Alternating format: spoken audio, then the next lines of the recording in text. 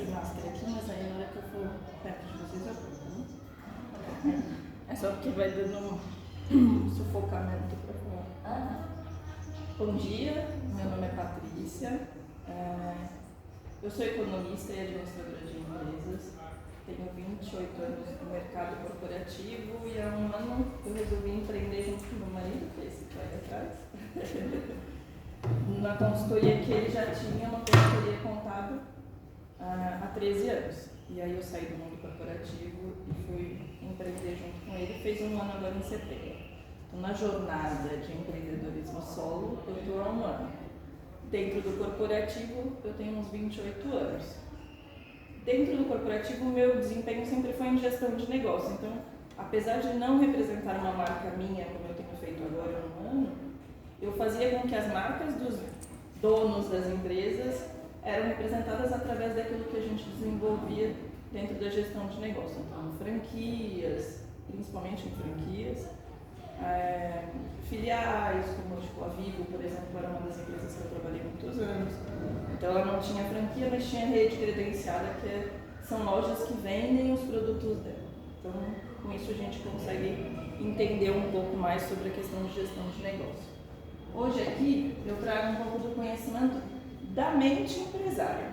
Então, através da antroposofia, que é uma ciência que traz o estudo do espírito, né, do ser humano espírito com o ser humano físico, então, da representatividade nossa como ser humano no universo e para o mundo espiritual. E aí, além de religião, o quanto a gente é conectado com tudo isso, com a Terra, com o universo, com a nossa representação entre os animais, entre as outras seres humanos também. Então, a antroposofia traz essa ciência como estudo. Foi um austríaco chamado Rudolf Steiner. Ele nasceu em 1861 e aí faleceu em 1921. Faleceu super novo, porque naquela época as pessoas não tinham uma longevidade de vida também. E ele traz essa ciência para várias áreas. Então, aqui no Brasil a gente tem também culturalmente. Então, escolas Waldorf, não sei se vocês já ouviram falar, que são escolas que trazem a liberdade de expressão muito forte dentro da infância, principalmente dos 0 aos 7 anos, e depois no decorrer do estudo. De uma maneira bem diferente do que a gente está acostumado a ter nas escolas convencionais. Não aquela coisa de que o aluno é obrigado a fazer todas as matérias de uma maneira mais convencional. Dentro dessa pedagogia, ela traz isso de uma maneira mais liberdade, assim. Então, faz com que ative mais a parte de criatividade da criança e, por consequência, depois no ser humano isso fica bem enraizado. Então, a gente tem a antroposofia na pedagogia Waldorf. Dentro da área médica também existe medicina voltada para a antroposofia. Então, é um segmento um pouco mais onde o médico atua não só na doença, na questão patológica, mas também na questão de bem-estar, tanto emocional como físico do paciente. Então, também já tem isso, o SUS também já tem isso dentro da entrega, né, do país, como uma medicina alternativa.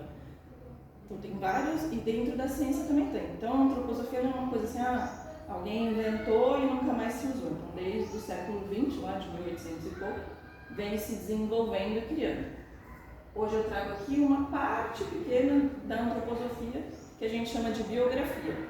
Biografia é uma palavra que, quando a gente lembra dos livros, né? O que é uma biografia de um livro? É a história de alguém, né? Então aqui, essa palestra fala sobre a história do ser humano. Então é a história de cada um de nós.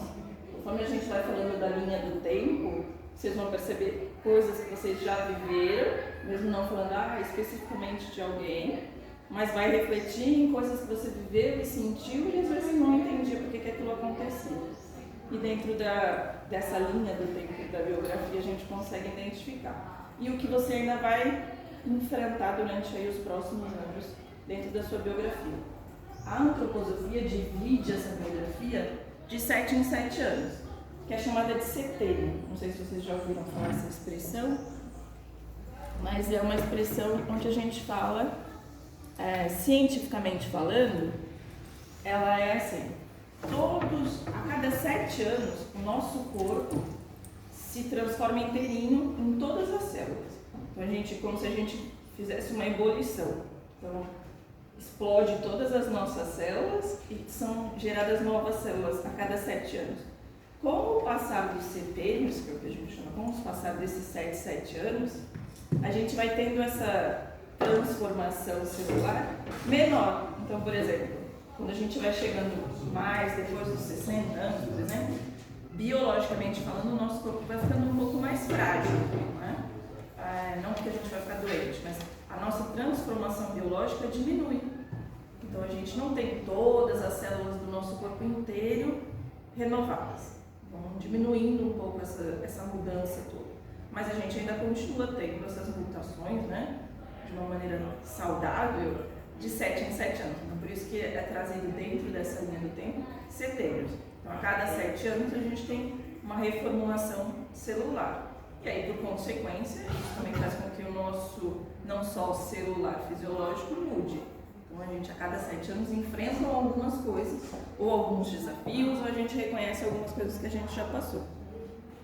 Aqui eu trago um pouco mais do conceito da antroposofia, que é o conhecimento do ser humano. Foi criado no século XX, como eu falei anteriormente, pelo austríaco Rudolf Steiner. Então, aqui é mais a parte acadêmica mesmo da antroposofia. Então, o que é Fases do Desenvolvimento do Ser Humano é um título que se dá para essa palestra, para esse treinamento, ou a biografia do ser humano também é um título que a gente encontra muito na literatura. Se você procurar sobre antroposofia, você encontra esses dois nomes.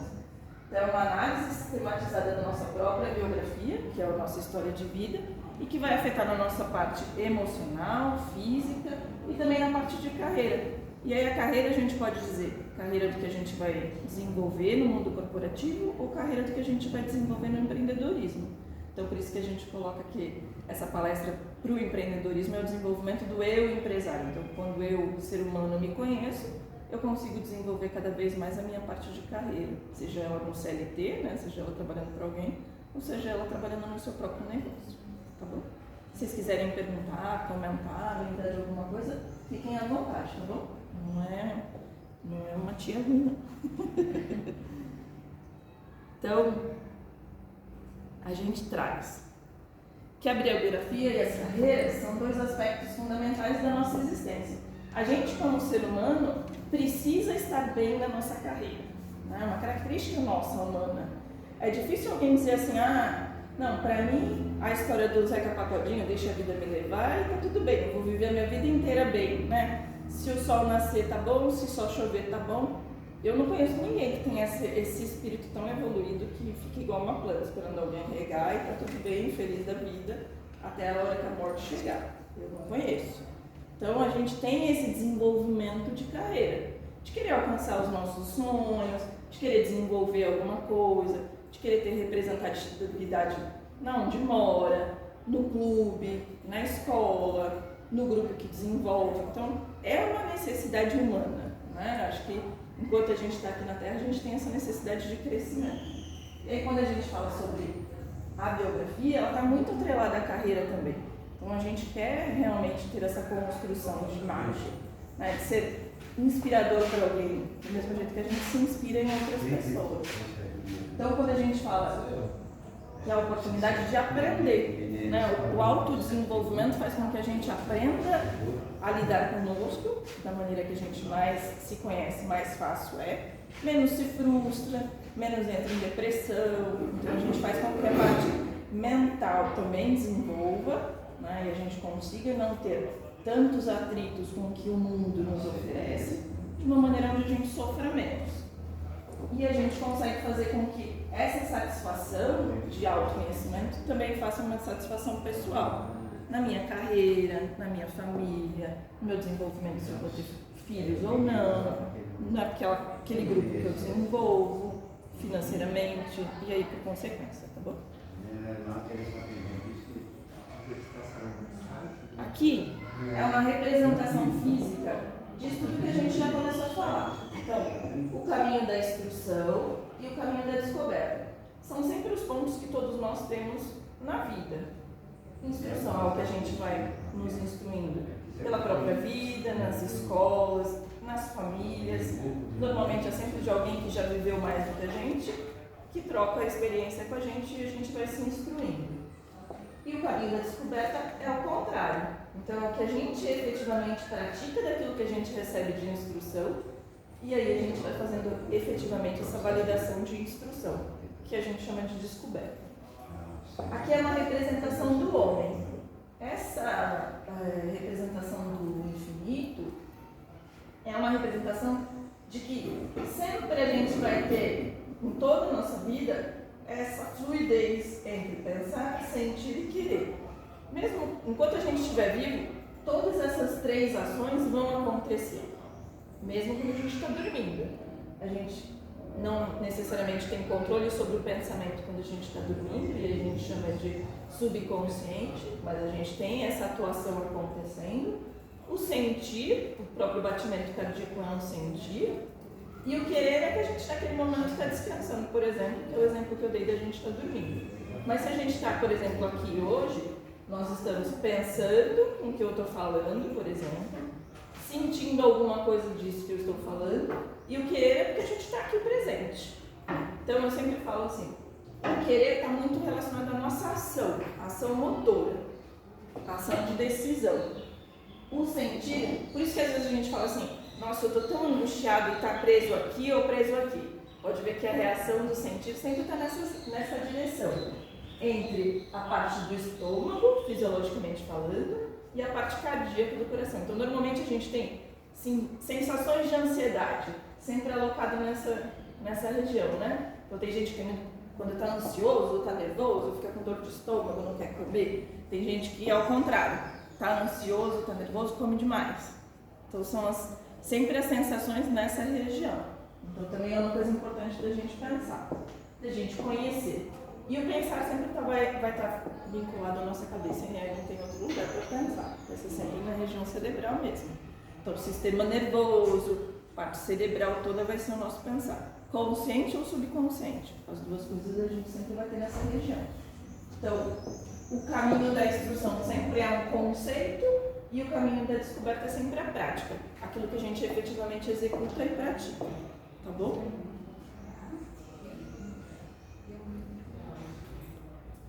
Então aqui é um complemento mais detalhado disso tudo que a gente está conhecendo.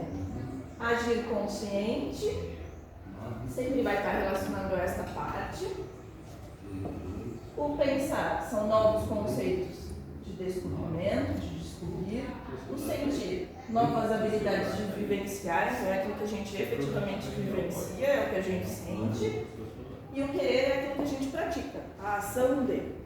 Então sempre vai ser relacionado a esses verbos, se a gente fizer uma conexão. Então o meu pensar sempre é uma descoberta. O meu sentir vai ser sempre uma vivência. E o meu querer é sempre a prática. Então aquilo que eu efetivamente ajo para acontecer. E aí quando a gente fala disso, por exemplo, no empreender, se a gente só fica pensando, eu tenho um sonho de negócio, e aí eu não tiro dessa região aqui, normalmente o que acontece? A cabeça ferve, né? A pessoa assim, passa ano, aí está terminando o ano, a gente está entrando aí em dezembro, normalmente a gente faz fechamento de ciclo. É uma expressão que a gente usa principalmente quando a gente começa a se conhecer mais e entender um pouco mais sobre essa relação da nossa biografia como ser humano. Você fala assim, estou fechando um ano, fechando um ciclo. No próximo ano eu vou tirar do papel o meu sonho. E aí mais um ano vem, você vai protelando. Primeiro mês passou, não deu. Segundo mês passou, faltou dinheiro, faltou... Você sempre vai arranjando uma desculpa, né? Ou você vai sempre achando que aquilo é impossível de ser realizado. Então essa parte do pensar vai ficar com uma descoberta que é o seu sonho, que você já descobriu, mas você não vai conseguir fazer a vivência disso e nem a prática disso. O que isso daqui vai gerar?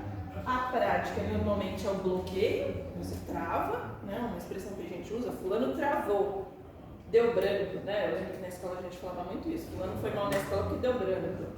Então é porque ele esqueceu tudo, ele ficou tão nervoso que ficou paralisado. E a vivência é que ele vai ficar frustrado. Então o que vai acontecer? Essa região aqui emocional dele vai ficar lá. Vai ter dor de estômago, pode ter um infarto, tem gente que tem umas sensações mais dramáticas ou mais drásticas, né? Porque às vezes o físico está mais sensibilizado. E Acontece da pessoa, às vezes, de tanto sofrer, sente fisicamente isso. No cardíaco, como também na parte de estômago, intestino, essa parte de digestão. Então, a gente usa assim algumas expressões no dia a dia. Nossa, uma coisa não foi digerida por mim. E aí a digestão não necessariamente é um alimento. Às vezes está tão enraizado na nossa emoção que aquilo não é digerível. Você passa dias e dias com aquilo lá, igual o gado, né? Fica só ruminando e aquilo te fazendo mal. Então, pra gente é muito diferente. Isso também a gente sempre conectando com o que a gente vive no empreendedorismo é a mesma coisa. Então, tentar colocar e pensar para descobrir cada vez mais aquilo que nos impede, aquilo que pode ser um desafio, aquilo que é um bloqueio. Quanto mais a gente mapear ou descobrir, então quanto mais a gente desmembrar e se descobrir, mais é a chance da gente conseguir viver bem essa descoberta ou viver de uma maneira onde a gente sabe os desafios que vai encontrar. E a prática acontece, efetivamente a prática vai acontecer, tá bom? Então aqui a biografia humana é um mergulho na própria história, abre um espaço interno para acolher as experiências e vivências mais profundas de nossa existência. E aí a gente vai trazer o passado de cada um dentro da biografia, o presente e o futuro, cada um dentro do seu setênio. Quando chegar no meu setênio, eu vou dizer para vocês em que setênio que eu estou também, tá bom? Então, lembrando, setênios são 7 em 7 anos. Então, a fase da biografia do ser humano é dividida a cada 7 anos. Isso dentro da antroposofia, tá bom? Tem algum motivo específico de ser 7? Porque biologicamente, a gente muda todas as nossas células do corpo a cada 7 anos. Então, a gente tem uma renovação molecular a cada 7 anos. Óbvio que, com o passar dos anos, com o passar dos setênios, essa renovação diminui em questão de totalmente no corpo todo. Mas nos primeiros setênios, até mais ou menos a maturidade da fase adulta, por exemplo, quando a gente chega no adulto, a gente ainda tem tempo. A cada 7 anos, troca-se todas as células do corpo. Isso é comprovado cientificamente e biologicamente falando. Então ele fez esse estudo assim, se a cada 7 anos você muda toda a sua parte molecular e celular, então você entra numa outra fase. Por isso que ele vincula os setênios a essa mudança. Tá bom? Então, de 0 a 21 é uma fase do amadurecimento biológico. Biológico a gente fala do corpo. Do 21 a 42. E aqui a gente está vendo que são 3 setênios dentro de um bloco desse de fase. Do 0 a 7 é um setênio, do 7 a 14 é outro, do 14 a 21 é outro. Mas a subdivisão macro, dentro do amadurecimento biológico, que é o corpo, a gente vai enfrentar 3 setênios. Os 3 primeiros setênios a gente desenvolve o nosso corpo. Depois, do 21 ao 41, a gente vai desenvolver e amadurecer a nossa alma. E acima dos 42, a gente evolui e amadurece o nosso espírito. E é muito engraçado isso na hora que vocês começarem a ir vendo esses setênios, que a gente vai percebendo daquilo que a gente já viveu, para quem já passou por alguns dos setênios, fala assim, nossa, como é verdade que eu senti tal coisa, eu vivi tal coisa, vocês vão ver isso. Deu para entender isso? Ficou muito rápido? Não? Então a gente vai começar as fases da vida. Então é a mesma gráfica que a gente acabou de falar, apresentada de uma outra maneira. Então a gente tem a cada 3 setênios um amadurecimento de uma parte da gente: corpo, mente e espírito. Corpo, o mundo anímico, que a gente chama, que não deixa de ser o espírito, e aqui a alma, o espírito, corpo, mente e espírito. Essas duas linhas aqui significam a parte física, a vermelha, e a espiritual, que é a azul. E a do meio aqui, que ela é toda tipo uma onda, é a alma. Então o que isso significa quando a gente for indo de setênio em setênio? Que o nosso amadurecimento fisiológico, do 0, ele sai tipo, como se fosse de uma base universal e ele vai subindo, ó, conforme a gente vai amadurecendo, ele vai crescendo. desculpa. O físico é o contrário, a gente sai de uma base zero quando a gente nasce, aí a gente vai desenvolvendo o nosso físico, e quando a gente vai ficando mais próximo do nosso fim de vida, né, isso dentro de uma lógica saudável, a gente vai chegando no zero de novo, porque o nosso corpo fisiológico está começando a ir embora. Então por isso que os setênios, a parte fisiológica do setênio vai diminuindo. A gente vai ficando já mais velho, né? Na questão fisiologicamente falando, as nossas células vão ficando mais fracas e vão diminuindo essa renovação. Por isso que a gente vai chegar, quando a gente acaba a vida, de novo no zero. E o nosso desenvolvimento espiritual está muito ligado com o que cada um também desenvolve e acredita. Então, por isso que ele flutua muito assim. Teoricamente, a gente deveria vir praticamente na nossa vida de amadurecimento dentro de uma constância, de um equilíbrio espiritual. E aqui, quando a gente já está terminando a nossa vida, vai muito de crença de cada um. Se você continua acreditando nessa relação sua com o espírito, né, com a parte espiritual, ou se você abandona isso e por isso que ela pode crescer ou manter no equilíbrio, ou você se evoluir mais ainda na sua relação espiritual, tá bom? Pode parecer um pouco confuso os desenhos, mas depois vai ficando mais claro. Então, as curvas do amadurecimento biográfico. E aí, quando a gente for entrando nos setênios, eu vou fazendo mais referência com a nossa parte de empreender, mas sempre lembrando assim, cada vez que eu mais me conheço, mais fácil eu consigo manejar os meus negócios. A minha relação com o dinheiro, a minha relação com a família, isso tudo desenvolve, tá bom? Então, quando a gente fala de todos os fatores que podem acontecer, a gente volta de novo àquelas linhas. Então, essa daqui é a linha do espírito, né? Aqui é a nossa linha do corpo, física. Então, por que? E o desenvolvimento psicológico, que está vinculado à parte mental, ou alma. Aí, tem gente que usa cada um termo, mas o psicológico está muito ligado à nossa parte mental, tá bom? Então, influências do meio ambiente, a nossa influência no geral, de onde a gente convive, onde a gente mora, aquilo que a gente enfrenta. A potência espiritual é o que a gente acredita, né? De que a gente é mais, além do que a gente é aqui, por exemplo, que existe um universo, a Terra e aí todas as nossas outras potências. E os fatores que a gente herda da nossa família, no nosso DNA e onde a gente vive, não só naquilo que a gente traz no nosso DNA, mas onde a gente também vive, também traz fatores hereditários, tá bom? Então, isso faz com que a gente tenha uma constituição de temperamento, a gente tem influências positivas e negativas nisso, tudo relacionado a onde a gente vive, e com quem a gente vive também. E é isso não só dentro das nossas casas, mas da onde a gente convive de uma maneira geral com as pessoas humanas, né? Com os seres humanos. Missão e vocação, então quando a gente está na nossa fase mais madura, a gente tem uma vocação, a gente identifica uma missão de vocação. Hoje em dia a gente escuta muito falar sobre propósito. É uma palavra que era muito pouco usada há pouco tempo, assim, acho que 5 anos atrás, quase não ouvia a pessoa falar assim, porque a minha missão de vida, o meu propósito, que as pessoas vinham numa seara de tipo, produzir, consumir, e é isso me basta.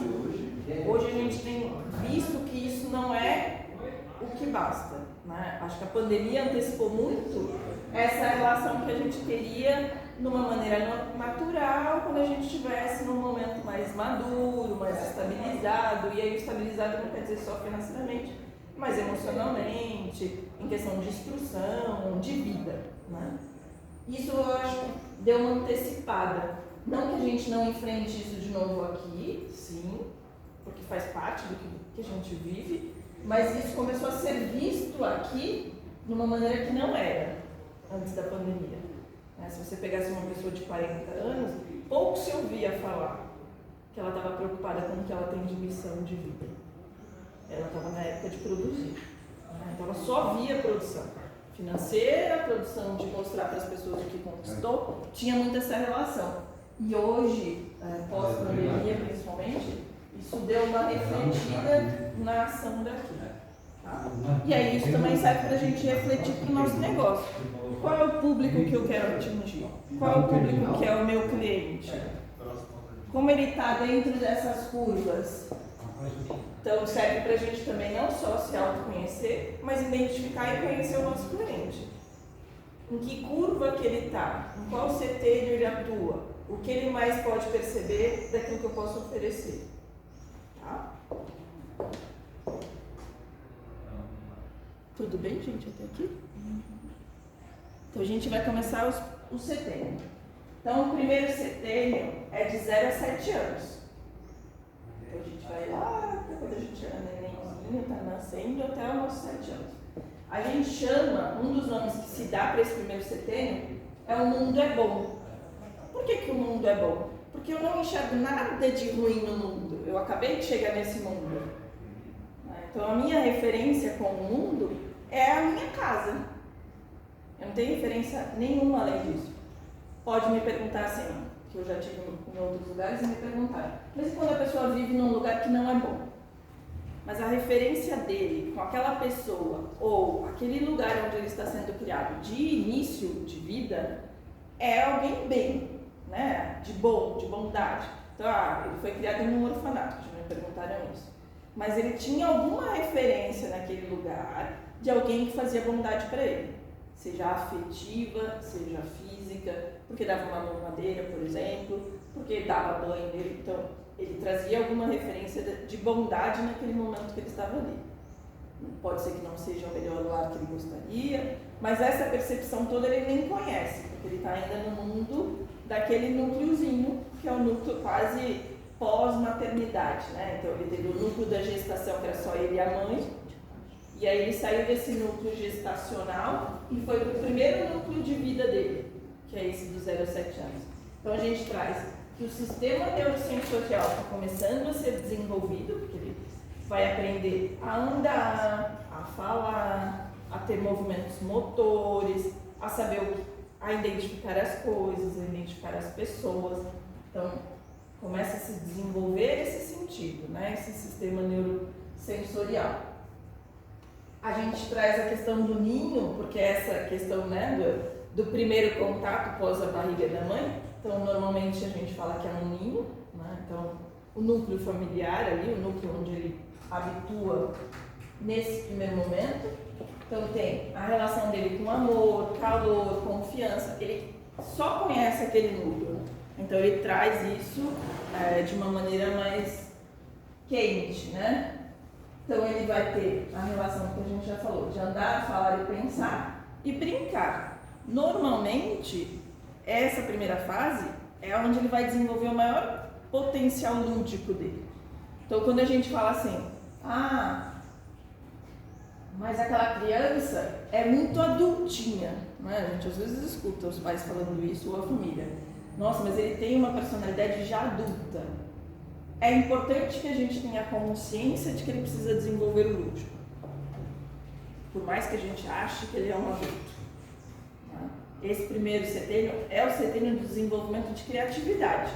Quanto mais lúdico ele tiver, mais ele vai ser uma pessoa criativa, mais ele vai enfrentar os desafios dele da maturidade de uma maneira mais suave. Ele vai saber lidar com as relações humanas de uma maneira muito mais habitual. Então, esse lúdico, se ele muito trabalhado, muito executado, ele não vai trazer um adulto meio inconsequente, meio sonhador demais, ou até... Fala?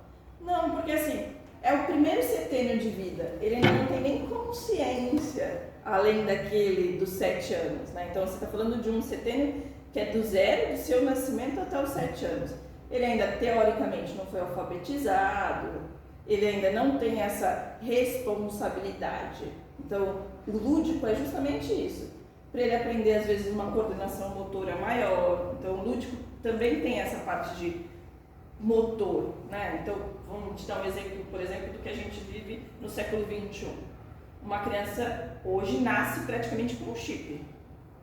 Né? A tecnologia faz parte do nascimento dele. Né? Quando eu nasci, não tinha filmadora. Hoje, quando a criança nasce, a família inteira está na porta do hospital filmando a criança. Né? Então, isso é uma repercussão diferente. Isso é ruim? Não. Só tem que ser desenvolvido na etapa dele de vida. E hoje o que a gente percebe é que uma criança que está vivendo esse setênio, muitas vezes não sabe andar, mas sabe mexer no computador. E aí ela fica extremamente introspectiva. Ela dificulta o relacionamento humano, ela dificulta a sociabilidade dela. Ah, isso é 100% garantido? Não. Mas se a gente começa a olhar em torno da gente, na nossa família, por exemplo, a gente percebe uma criança que consegue motoramente chutar uma bola e uma criança que fica muitas horas num celular ou num tablet, a dificuldade que ela tem de fazer uma simples brincadeira, de fazer um encaixe, de fazer um quebra-cabeça, porque ela está desenvolvendo no cérebro dela uma parte que não é ainda o que deveria ser trabalhado, porque ela ainda não conseguiu fazer esse desenvolvimento. Então, é só para não... o que a gente traz é para não mudar as fases. Ele pode se tornar um adulto infantilizado? Isso está muito mais relacionado ao desenvolvimento dele na gestão dos próximos setênios do que no primeiro setênio. Tá? Não sei se eu consegui te responder. Então, o primeiro setênio é muito para a criança ser criança. Então, uma das coisas que a gente lê, por exemplo, nos institutos aí, nas leis sobre cidadania, sobre a primeira infância, né, que a gente fala de que uma criança evitar de trabalhar, né, a gente está falando de um país onde isso tem uma vertente muito difícil de ser alcançada numa totalidade. Mas quando a gente enfrenta que a criança perde essa primeira infância, o quão depois para ele traz de sofrimento, de angústia, de dizer que não foi feliz o suficiente, de ter às vezes alguns traumas que nem mesmo ele consegue se reconhecer depois. Então, fazer com que este mundo inicial seja bom é o grande propósito desse primeiro setênio. Né? E aí está muito vinculado a todos nós, como adultos, né? Que relacionamos com criança. E aí às vezes as pessoas acham que é porque ele precisa estar numa casa bonita, ele precisa ter vários brinquedos, todas as comemorações comerciais que existirem, ele precisa ganhar brinquedo, isso é um mundo bom. E não é. Né? Não está atrelado a essa questão de posse. Para ele está muito mais atrelado a essas relações mesmo, principalmente isso aqui, amor, calor e confiança. Isso faz com que o mundo para ele seja bom. Não, é porque ele tem um carrinho que fala. Não, ele não tem ainda essa percepção, tá bom? Da concorrência. E aí quando a gente fala do segundo setênio, a gente traz dos 7 aos 14 anos. E aí cada um, que já passou por esse setênio, acho que todo mundo já passou, mas já, pode recordar algumas coisas que fazem conexões com isso que a gente acabou de falar. Então, o quanto no seu primeiro setênio você teve uma vida de brincar. Né? Cada um tem a sua história de vida, mas o quanto isso te traz de recordação, o quanto biográfico é isso para você. Assim, eu posso dar exemplos do meu. Eu entrei na escolinha de maternal com 2 anos e pouco, porque logo meu irmão nasceu. A minha mãe achou que para eu não ficar sozinha eu tinha que conviver com criança. E aí me colocou numa escolinha. A minha escola que eu estudei era extremamente lúdica. Né? Ela, até os 5, 6 anos, a gente não tinha atividade de estudo, de alfabetização. Era relacionados a lúdicos. Então eu me lembro de muitas sensações, cheiros dessa vida que para mim é muito boa de recordar. Né? Muito lúdica. De coisas de cheiros, de situações de brinquedo da escolinha. Ela ainda existe, de uma outra maneira do que ela era, mas ela ainda existe. Então eu lembro de tudo, assim. Se falar até da brincadeira, de cheiro de terra, eu lembro. Cheiro da avó? A minha avó ficou muitos anos conosco, assim. Então eu lembro do cheiro dela há muito tempo, mas nesse período especificamente eu lembro muito da escola, assim, desse momento de conviver com outras crianças, de brincar com outras crianças. Na minha escola tinha uma roda gigante. Então eu lembro demais disso, de achar aquilo extremamente alto, e hoje eu vejo não era alto, mas para mim era super alto naquele momento, infantil, né, de vivência infantil. E era uma atividade que a gente adorava no recreio, de ir para a roda gigante. Traz sensações de que me liberta emoções boas. Né? Então, um dos momentos, né, do meu primeiro setênio. No segundo setênio, a gente já começa a entrar nessa relação de sistema pulmonar e cardíaco. O nosso desenvolvimento fisiológico entra nessa dois focos maiores, né? Então, a gente passou pelo primeiro setênio e a gente já trocou todas as nossas células. Quando a gente entra para o segundo setênio, essas células daqui já não existem mais. A gente já começou uma nova construção celular, né? Já mudou tudo e a gente entrou para o segundo setênio.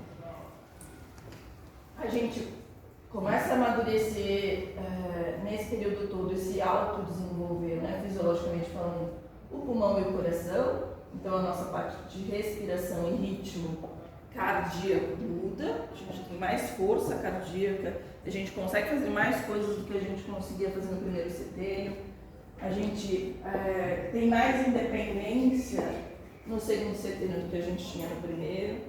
Então, no primeiro a gente às vezes dependia para algumas tarefas, por exemplo, de uma pessoa adulta, né, ou de um irmão mais velho, que a gente nem sempre conseguia fazer sozinho as coisas aqui. E aqui a gente já começa a ter essa independência, até porque o nosso físico já tem mais força para fazer isso, tá bom? Tem também o atenuante no começo, né, da evolução dos hormônios. Aí a gente entra na parte da puberdade, que também já muda bastante a relação. Antes, eu não sei se vocês estão conseguindo tirar, eu de perto também, mas depois eu mando. Dos 7 a 14 anos. Sim, mas a gente tem, aos 9 anos, uma questão de... tem crianças, isso não é para todo mundo, que se sente muito solitária. E aí a gente tem uma expressão de que ele se sente no meio da ponte. E aí a gente pode imaginar uma ponte imensa e você ali no meio sozinho. Tem muitas crianças que entram numa relação muito forte de depressão nessa vida. E aí não necessariamente fisiológico, né? Ela tem a patologia da depressão, mas ela se sente muito triste, muito só, se isola aos 9 anos. Aqui no Brasil não tem muito esse índice, mas em países europeus e países muito frios, existe um grande índice de suicídio aos 9 anos. A criança entra num conflito de existência, e se ela tem irmãos, ela entra às vezes num conflito de achar que ele não é mais querido, que é só o irmão, que agora ele não é mais o predileto da família, ele não é visto, e aí algumas crianças cometem suicídio com essa idade. Não é um caso muito comum aqui no Brasil, dessa relação do suicídio, mas hoje já é um caso que a gente começa a perceber de ter essa questão de ficar muito solitário. Então, às vezes na escola você percebe aquela criança que fica muito sozinha, ela não gosta muito de conversar, ela não gosta muito de brincar. Normalmente acontece isso nessa faixa dos 9 anos. Então, existe essa relação de ele começar a enxergar ele como pessoa, o eu dele. E aí algumas crianças têm esse conflito de se enxergar. Às vezes acontece alguma coisa na casa, uma chegada de um irmãozinho, ou separação de pais, e aí isso agrava esse sentimento que pode ser aguçado ou não. Tá? No primeiro setênio eu esqueci de falar que com 3 anos ele tem a consciência do eu. Então a gente às vezes pega a criança dessa faixa etária, que ela fala que tudo é meu, né? A gente às vezes escuta, nossa, fulano não gosta de dividir nada com ciclano. Mas é uma consciência normal, né, dessa faixa etária dos 3 anos. Que ele percebe que é dele, que é ele. Então essa palavra às vezes fica muito comum no linguajar da criança de 3 anos. É meu, não. É seu, não. Nunca tem. É nosso, é dele, normalmente é meu, é eu. Né? Porque aí a consciência A cabeça dele está começando a ter consciência do eu, dele como um ser humano, como uma pessoa que tem gostos, que tem quereres, e aí a gente vai se autodesenvolvendo, tá bom? No segundo setênio, que você falou da questão da puberdade, ela dentro da antroposofia, ela está um pouquinho para frente do que a gente usa hoje em dia. Assim, o nosso conceito, principalmente o nosso conceito brasileiro, trouxe um pouco adiantado. Então eu lembro que, por exemplo, na minha época de adolescência, 14 anos era adolescência. Hoje eu já escuto as pessoas falando que 11 anos já é adolescente. Então tem um pouco dentro mesmo quando você aprofunda na questão de psicanálise, psiquiatria toda, tem essas variações dependendo de quem está defendendo a tese. Dentro da antroposofia, o Steiner sempre trouxe acima dos 14. Então ainda continua um pouco mais vinculado com Freud, que é onde ele mais atuou. Não, com Freud não. Onde Tudo ele tem mais fundo. onde ele mais atuou. Então o Steiner trabalhou junto com o Freud no desenvolvimento da psicanálise, e aí eles fecharam aqui 14 e começaram essa questão do desenvolvimento da puberdade, propriamente dito. Então, no próximo a gente consegue enxergar mais isso. Aqui ele ainda não traz isso tão forte, ainda não é muito mencionado. Então eles trazem mais com essa questão dos primeiros laços de amizade, né? Que é o maior foco também desse setênio, veneração e religiosidade, e aí vai muito óbvio quanto a família, onde ele está incorporado, ou a instituição onde ele vive, tem essa relação de religiosidade, mas ainda que a gente está falando disso aqui, ó, eu estou na relação de construção, né, do meu mundo espiritual, tá? E aí a gente intitula que o mundo é belo. Então, eu saí do meu mundo familiar, que é o meu primeiro setênio, e normalmente eu vou para a escola. Então, é a idade do primeiro ano, né? Agora mudou isso, mas é a idade que começa a criança se alfabetizar e afins. Então, o primeiro grande núcleo que ele atua é a escola. Porque quando ele está indo na casa, por mais gente que tenha dentro de casa, ainda é menor do que uma escola. Então, o primeiro desafio dele de convívio social vai ser nesse setênio da escola. Então, aí pode-se gerar grandes amizades e grandes frustrações, né? São os momentos dos desafios coletivos, né? Você aprender a lidar com o tempo do outro, você aprender a lidar com o espaço do outro, a respeitar o jeito que o outro é, a saber como você é. E aí, quando a gente traz isso para aquilo que a gente sempre tenta amarrar com o que produto eu estou desenvolvendo no meu negócio, se eu faço produtos para essa idade, eu tenho que lembrar dessas coisas. Em que momento da vida que ele está? A gente vive num mundo diferente do que quando o Steiner escreveu tudo e desenvolveu todas essas pesquisas científicas. Sim, mas o ser humano como essência traz as mesmas coisas. Hoje a gente tem acessos tecnológicos, que é o que mais muda do que a gente viveu no século passado, mas o ser humano continua sendo o mesmo, né? Fisicamente, biologicamente falando e assim por diante. Nas minhas anotações eu trago mais detalhes. Então, aqui no primeiro setênio, eu coloquei que a gente tem as crises biológicas. Então, o que às vezes acontece muito aqui, as crianças terem muitas doenças. Catapora, doenças infantis, que normalmente são as mudanças fisiológicas mesmo dele, biológicas. Catapora, cachumba. Hoje, com muitas vacinas, muitas dessas doenças deixaram de ser vividas pelas crianças, né? Mas a gente ainda tem. Às vezes, quando a criança começa a ir para a escolinha, a gente às vezes fala assim, porque começa, um pega a chupeta do outro, um pega a mamadeira do outro, e aí troca-se os vírus, e às vezes a criança... Essa crise biológica é mais suscetível dada pelo sistema imunológico, ele não está tão constante, então ele fica muito oscilante. Devido à oscilação desse sistema imunológico, a criança ela fica mais suscetível, porque às vezes ela tem nutrientes em casa, na alimentação dela, que suplementa, que dá aquele up no sistema imunológico, mas como ela gasta muita energia, muito rápido, ela acaba consumindo isso daí e o sistema imunológico fica oscilando. Por isso que fica mais suscetível. Então esse momento ainda está na relação do desenvolvimento mesmo dos sistemas, né? Ainda está na primeira fasezinha dele lá de usabilidade. A gente chama de arquétipo, que é aquilo que a gente relaciona e conecta com aquilo que a gente está vivendo. Então, um arquétipo é sempre uma representação física de alguma coisa. Então, no primeiro setênio a gente tem um arquétipo que é sempre a família ou a mãe, né? Tem crianças que é muito mais apegada à mãe do que o núcleo familiar inteiro. Então, existe a primeira fase, principalmente, que ele só enxerga a mãe ou só reconhece a mãe, né? Principalmente fase de amamentação, fase de primeiro aninho, que ele fica muito vinculado à mãe como necessidade exclusiva. Então, o primeiro amor dele sempre é a mãe ou alguém, né, do núcleo familiar muito próximo, tá bom? Então, por isso que a gente coloca como arquétipo.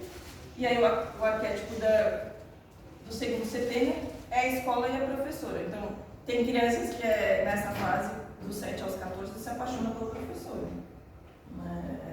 O primeiro amor daquele adolescente, ou pré-adolescente e daquela criança é a professora. Tem muitas histórias dessa paixão fulminante pela professora, só lembra da professora, só fala da professora, né? Então é o segundo grande amor dele e começa nessa fase. É o momento que a gente tem as nossas criações de simpatias e antipatias, então volta naquilo que eu falei do convívio coletivo, então de você aprender a lidar com outra pessoa que não é mais do seu núcleo familiar, né? Então não é aquela pessoa que é meu irmão e eu meto a mão nele porque a gente está brigando ali naquela relação familiar. Eu agora tenho que aprender a lidar com o outro de uma maneira diferente. Então a gente começa a desenvolver essa relação de limites, antipatias, simpatias, socialização, senso estético. Então isso sempre foi forte, principalmente nessa faixa etária. E hoje a gente tem consciências diferentes, né? Naquela coisa de dizer do bullying, na coisa de achar que um títulozinho para uma diferença do outro era comum, uns anos atrás, se titular como comum, como coisa de criança. Hoje a gente já não traz nessa mesma seara, né? Até para poder fazer com que essa relação dos sentimentos todos depois dos próximos setênios não seja tido das maneiras aí que a gente às vezes enxerga, como a gente teve essa semana, aquele acidente na escola, né? Então, é deixar de tratar só como uma situação de é coisa de criança, né? E aí dar as explicações e os conceitos reais. Eu, por exemplo, não cresci minha vida toda e eu tinha todos os títulos na escola por causa disso. A minha escola tinha a necessidade de fazer fila do mais baixo para o mais alto, todos os anos da escola. E eu sempre passei, eu fiquei a minha vida toda no mesmo colégio. E aí eu fiquei a minha vida toda na mesma posição, na primeira da fila. Então eu tinha todos os nomes por disso, de apelidos, né? Não fiquei frustrada, porque eu tinha na minha casa uma base que me fazia não dar atenção a isso, né? Mas nem sempre a gente tem isso, né? Da criança levar para casa, do pai saber e da mãe que aquilo está acontecendo na escola e lidar com aquilo de uma outra maneira. E aí, às vezes, esses conceitos ficam enraizados e podem gerar grandes conflitos, né? Não só para a criança, mas para com quem fez aquilo com ela.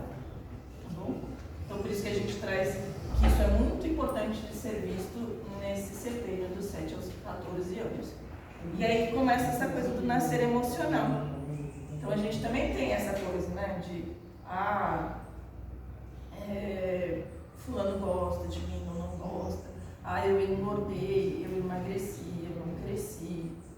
Infelizmente, o cabelo tem tá um padrão, né? Coisa, Infelizmente. A gente ainda tem que evoluir muito nisso, né? Eu acho que a gente tem grandes aí ganhos com as discussões todas, né? E com algumas consciências, mas a gente ainda tem muito o que melhorar. E eu acho que às vezes mais dentro de casa do que na escola. Porque na escola, de uma certa maneira, o conceito já está mais discutido, de uma maneira geral, vamos supor, né? Mas nas casas a gente ainda tem essa coisa de coisas que vêm enraizadas nas nossas famílias. Então, a minha mãe me ensinou assim, e aí a gente às vezes vai passando sem perceber que aquilo pode causar algum problema para a criança, ou mesmo para a gente, para as relações mesmo das famílias, né? Aqui a gente fala que é uma crise, né, dos 9 anos, que foi o que eu falei, que é a metáfora de travessia da ponte, que ele se sente sozinho, abandonado, isolado do mundo, e uma crise biológica feminina, que é a menstruação. Aí cada menina tem o seu período, né, dessa vivência e experiência. Para algumas são mais traumáticos do que para outras, e isso muda muito, não só fisicamente a menina, mas uma série de outras coisas, né, com relação à sociedade, com relação à questão de maternidade e todas essas coisas também, né? Também são coisas que antes não eram discutidas e que hoje são mais discutidas na escola, né?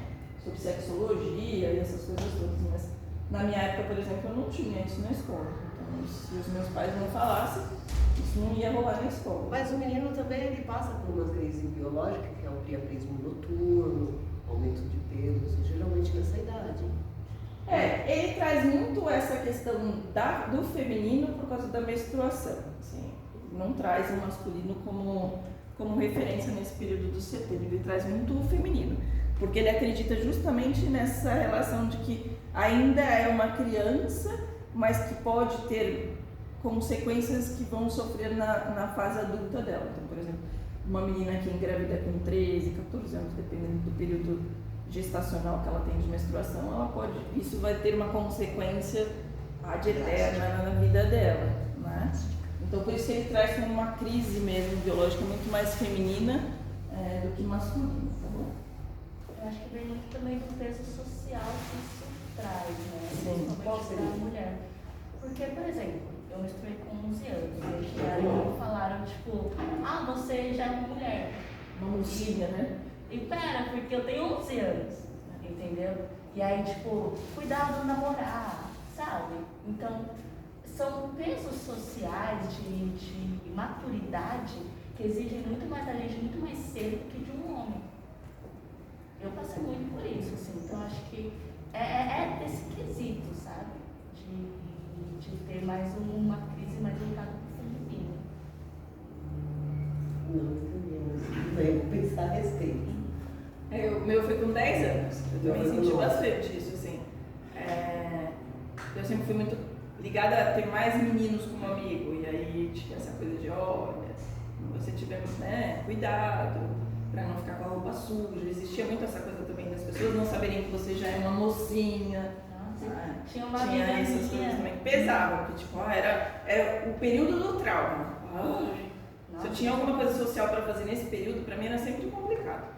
Tipo, tinha um peso assim, de tipo, tem que ir na festa de não sei quem, mas eu tô menstruada. Putz, meninas que faltam na escola, né? Faltam a semana inteira pra ir pra escola. Pra não ir, né?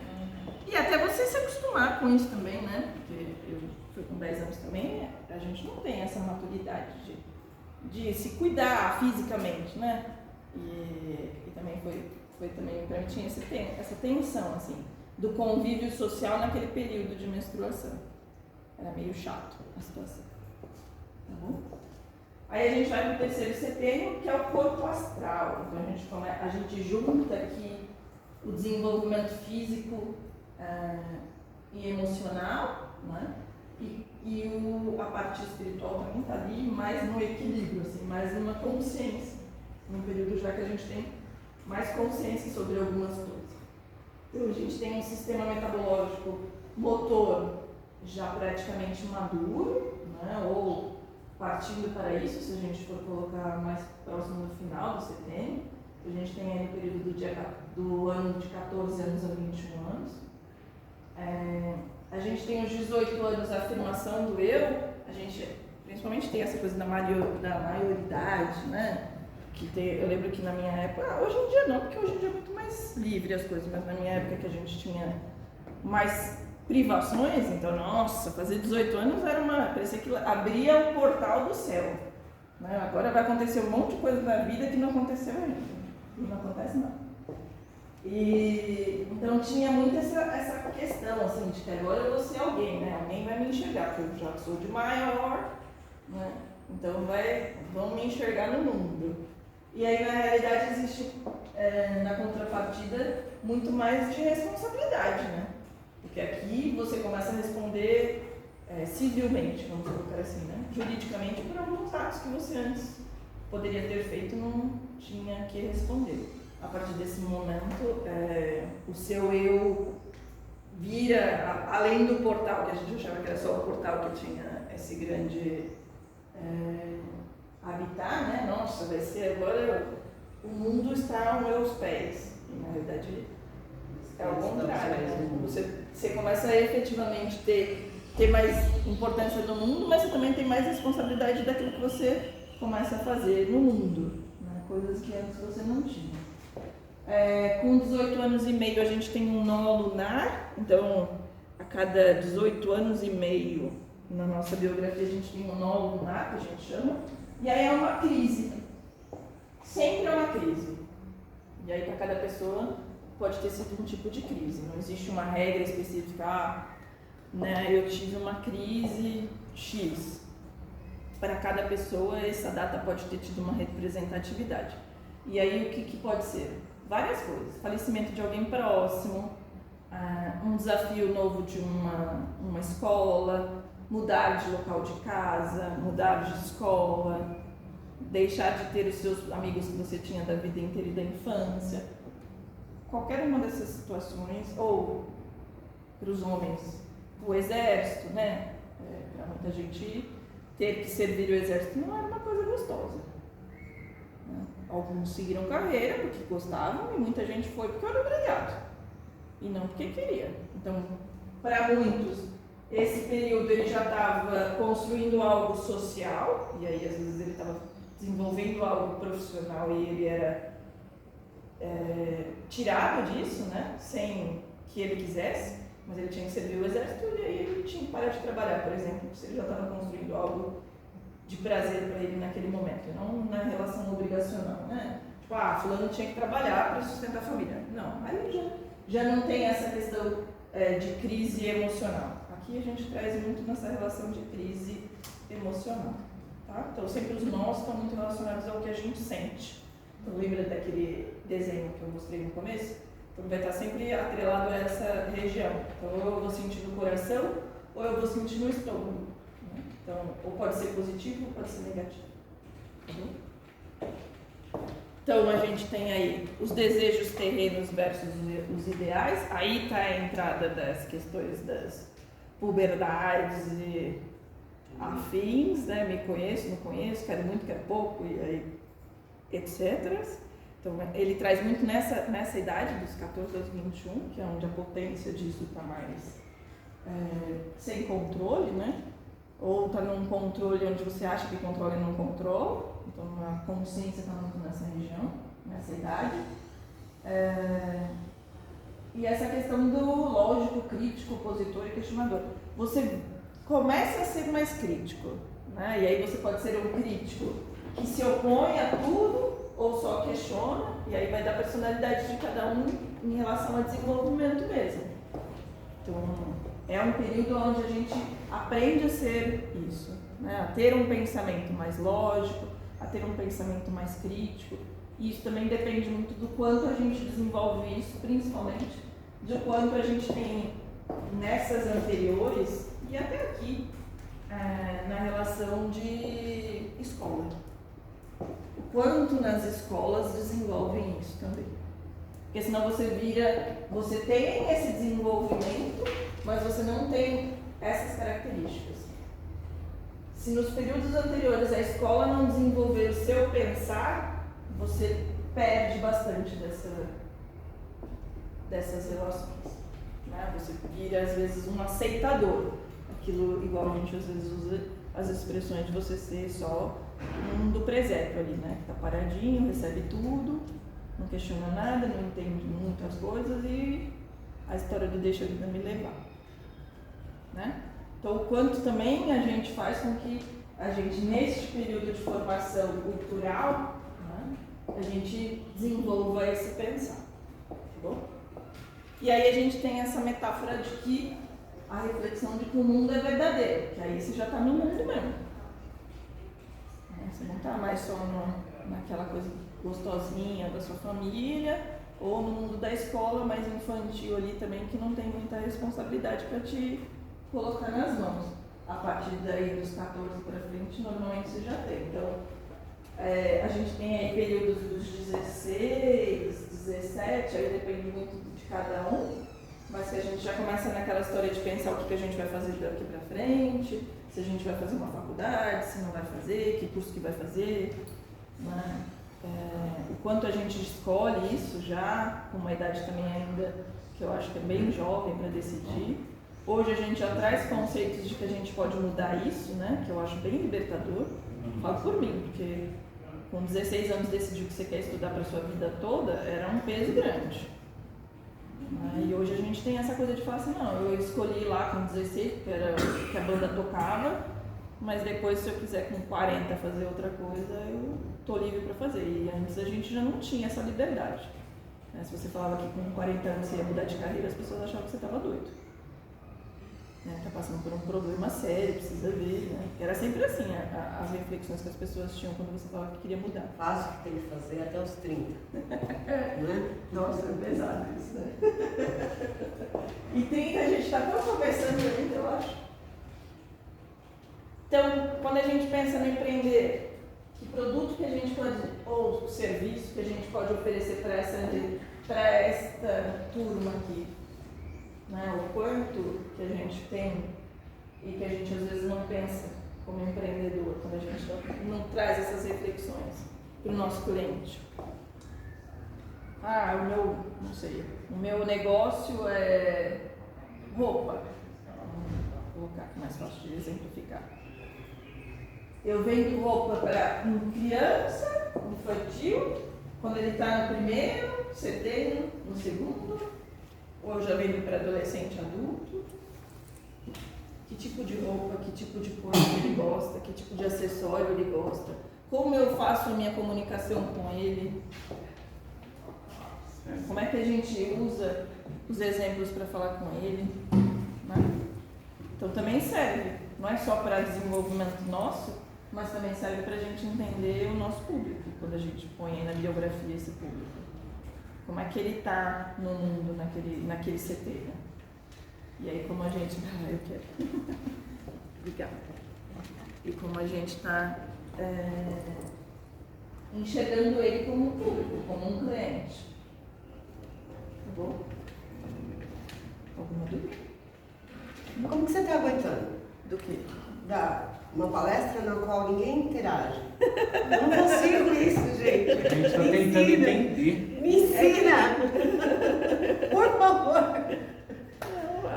Acho que é porque eu vim de uma escola que era quase as pessoas, a gente não interagia. Então agora que a gente. Eu falo que o mundo agora é que está livre, mas na época que Você já estava fazendo pergunta para todo mundo. Quando eu comecei na escola eu também era assim, não gostava de falar nada. Aí a gente vai para 21 anos. Quando a gente entra nos 21, a gente tem uma crise de identidade. Aí cada um tem a sua, ou às vezes fala assim pra mim, mas eu não tive nada disso, eu não tive nó lunar com 18,5, eu não tive crise de identidade com 21, que bom. Sim, eu tive algumas, com 21 eu tive. Dos 18,5 eu não tive, eu achava que o portal do paraíso ia estar aberto quando eu fizesse 18 anos. Então eu não tive com 18,5, mas eu tive dos 21, porque eu tinha acabado de sair da faculdade, e era a minha referência de que eu queria fazer tudo aquilo que eu estudei na faculdade no meu primeiro emprego, sem ser estagiário. E aí foi a minha crise de frustração, de que tipo, tudo aquilo que eu queria implantar, eu sempre ouvia de que não é bem assim. Não, isso não funciona assim. Calma. Então eu tive uma crise de identidade assim. Para que eu fui estudando se não pode fazer nada daquilo que a gente aprendeu lá? Né? Então, para algumas pessoas isso acontece, para outras não. Então a gente tem aí uma alma de sensação, então a gente começa a ter uma percepção, uma consciência maior da nossa alma. Óbvio que tem gente que tem isso antes, ou as percepções são antecipadas ou não, e aí vai muito naquilo que o quanto você tem de relação da espiritualidade no convívio que você tem, seja familiar, seja escolar, seja dos amigos, né? Às vezes a gente não tem nem na escola e nem na família, mas a gente tem amigos que têm uma relação com a espiritualidade aí, independente da religião, de uma maneira que faz com que a gente se desenvolva ou que a gente crie curiosidade que às vezes onde a gente atua não tá bom? A infância da alma, e aí acho que vai naquela relação que você me colocou aqui, da infantilização, eu acho que vai estar muito aqui. O quanto a pessoa que vai entender que essa infância não é para infantilidade na relação de ser um berçário nos seus 21 anos até os 28, mas na sua relação de que essa infância te traz a relação boa do lúdico, de percepções mesmo, de vida, de percepção que a vida é boa, mesmo com os desafios que você vai começar a enfrentar ou já está enfrentando. Mas nessa relação de confiança e amor, não na relação de brincadeira e brigadeiro. Tá? É óbvio que vai muito disso, assim, do que ele viveu também nesses períodos todos dessa maturidade, né? Porque se ele ficar com aquela relação de infância ad eterna, vai depender muito dos núcleos que ele foi inserido. Aí vai muito disso, assim. As pessoas às vezes falam assim, mas é do caráter da pessoa. Existe muito do que ele traz de vivência. O quanto ele viveu naquela infantilização, naquela limitação de responsabilidade, naquilo de que ele nunca fez nada sozinho, ele sempre teve alguém que fizesse ou se antecipasse por ele. O quanto você priva essa pessoa de tomar decisões, quando ela tem que tomar por uma questão social ou por uma questão moral, ela não vai saber fazer. Porque você teve um período todo de vivência que você não deixou de viver. Né? Então a gente até trouxe aqui uns desenhos que era aquela história do viver, do querer, né? Então, o quanto ele não consegue desenvolver a vivência, aí ele não vai saber fazer mesmo na hora que o mundo exige isso dele por causa de algumas coisas, né? Professor, licença, desculpa. A gente não é produto do meio que a gente vive? Depende. Resultado melhor? Então, eu não acho. Aí eu acho que vai de percepções e conceitos de cada um, assim.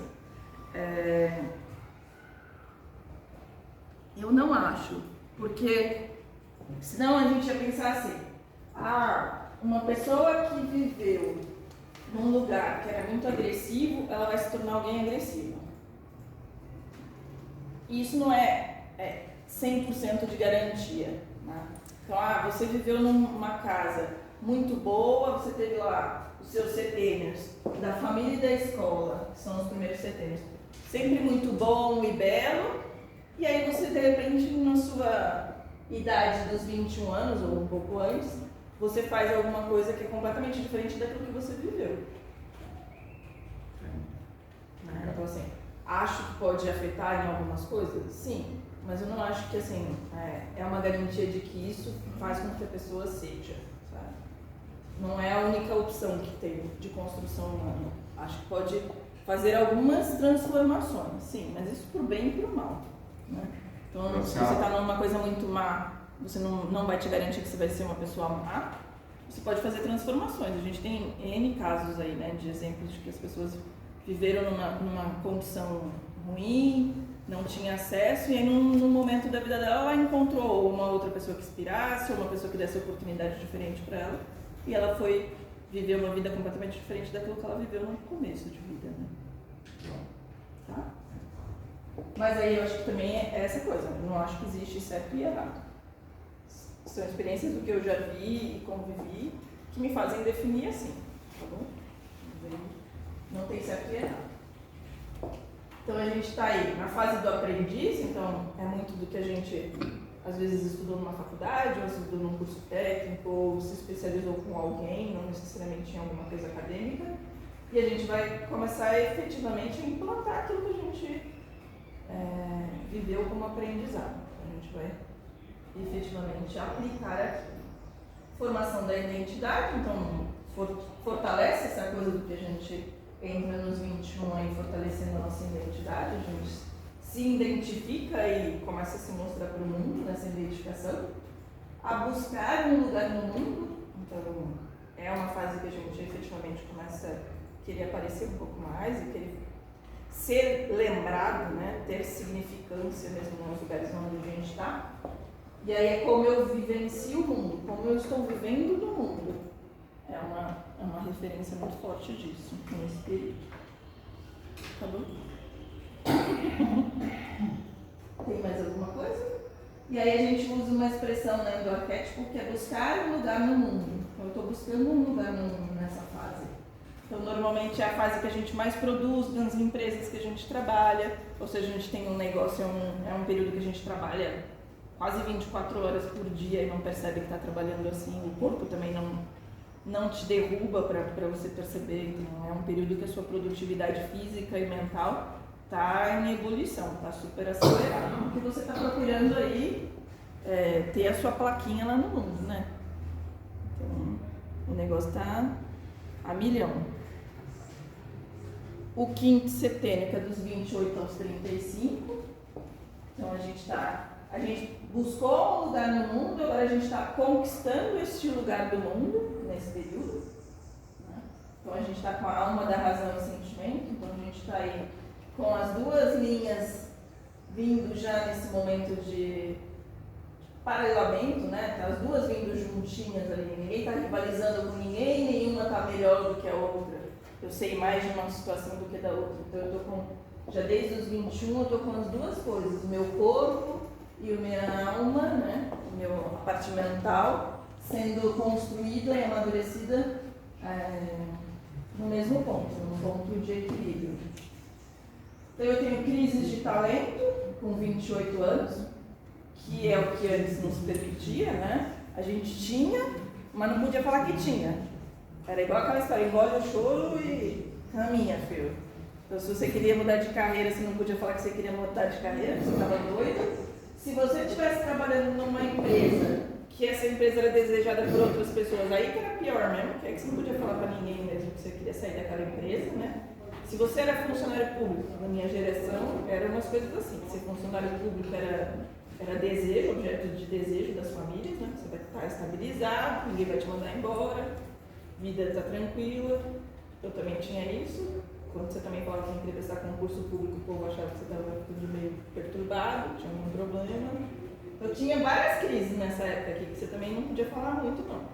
Você tinha que ir meio que levando assim, fingindo que estava tudo bem, tentando fazer outra coisa, sem pronunciar. Mas é bem difícil alguém com 28 anos não ter passado por essa crise dos talentos. Normalmente a gente tem essa coisa. E aí muita gente hoje, não era da minha época, dos meus 28 anos, mas hoje em dia empreende. A gente hoje tem uma geração de empreendedores jovens muito antecipadas. Na minha época não, você ia trabalhar para alguém. Você falasse que você ia empreender com 21 anos, mas não ia mesmo. Não dava match, isso aí não. Tinha que trabalhar para alguém, vai assinar carteira. Era assim a história. Fora a credibilidade que você não tinha, né? Te achava muito imaturo. Sim, conhece o quê para fazer o quê? Também tinha muito isso. Hoje não, né? Os jovens, quando fazem faculdade, já saem da faculdade falando que não vão trabalhar para ninguém, não tiram nem carteira de trabalho, né? Para já não correr risco de ter que assinar para alguém. Então já é muito diferente da minha geração. Então a gente tem essas liberdades de expressão, de mudança de carreira, de pensar um pouco mais lá na frente, de testar se aquilo que eu estou pensando que vai funcionar para mim efetivamente vai. A gente não, tinha que decidir, entrar, fazer. Né? Então isso facilita bastante essa relação de conhecimento também. Você fala assim, eu tenho 21. Então, será que vou testar para ver se o que eu estou pensando aqui que funciona para mim hoje, quando eu tiver a minha crise de talento, pode ser antes de 28, eu já sei que pode ocorrer alguma mudança, porque eu vou ter outras experiências de vida, conviver com outras pessoas. Né? Tá bom? Organização, então, normalmente a gente tem um senso de organização maior nessa faixa etária. E aí às vezes me perguntam, mas fulano ainda continua bagunceiro. Mas em alguma coisa ele deve ter melhorado em organização. Pode ser que em casa ele não é organizado, mas nos negócios, na empresa, num projeto social, em algum lugar ele tem uma mente mais organizada do que ele tinha quando ele era mais jovem. Né? A integração do masculino e feminino, então a gente tem um pouco mais dessa consciência de que a gente tem o lado masculino e o lado feminino. Isso aqui, pra gente que é mulher, tem um agravante, eu acho, que hoje a gente tem a possibilidade de entender mais isso. Né? Quando, há alguns anos atrás, a gente sabia fisiologicamente disso, ou mentalmente disso, tinha uma consciência, mas a gente não podia ter muito isso demonstrado, a não ser para ser maternidade. Nosso feminino sempre foi trazido para essa relação só, maternal. E se você estava numa empresa, se você fosse muito amável, você não servia. Se você fosse muito empático com o seu colega do lado, se você tinha cargo de coordenação, de liderança, você também não servia. Então, o seu lado feminino dessas situações não podia ser demonstrado nas empresas. Era só o masculino. Então, este lado feminino do ser humano, de uma maneira geral, sempre foi muito apagado. Porque era tido como frágil. Então, a fragilidade perante o mercado, perante a sociedade, era tido como uma não habilidade. Um ponto negativo. Então, isso está mudando há pouquíssimos tempos. Né? Falo por mim, eu tive uma crise no meu 1 ano atrás, justamente por causa disso. Porque eu esqueci totalmente disso aqui. Meus 28 de carreira desenvolveram muito isso aqui. Mas aí é que tá. O pessoal fala de humanização nos serviços, principalmente nos serviços prestados, né? Uhum. E aí? Mas a organização é aquela história assim, não vai se pegar, né? Acho que é só isso. Eu vou dizer o que eu vivi. Era só pra você não sair na mão na sala de reunião com quem você estava ali discutindo. Eu te deixo trabalhar 9 horas, 8 horas, você tem 1 hora de almoço, você tem uma sala lá com uns puff pra você dormir na hora do almoço. As humanizações eram essas nas empresas que eu trabalhei. Mas na questão emocional de dizer, olha, fulano está com um filho no hospital e você ser solidário a ele e dizer assim, olha, você pode ir para casa? Não. Salvaguarda algumas vezes. Mas se aquela situação prolongasse muito, não. Te vira, resolve, você tem que trabalhar. Então, é uma humanização muito mais rotular do que prática, eu acho. Melhorou-se muito? Melhorou. Se pegar década de 90 para agora, óbvio que isso melhorou muito. Né? Mas ainda é um pouco mais rotular. É igual a história da sustentabilidade. Né? As empresas põem lá os certificados, os selos de sustentáveis, mas ainda é muito mais marketing do que atuação mesmo. Se você pegar a atuação, né? O que o Rodoanel faz para os lugares que eles estão desmatando, eles estão... É muito mais marketing do que efetivamente atuação. Né?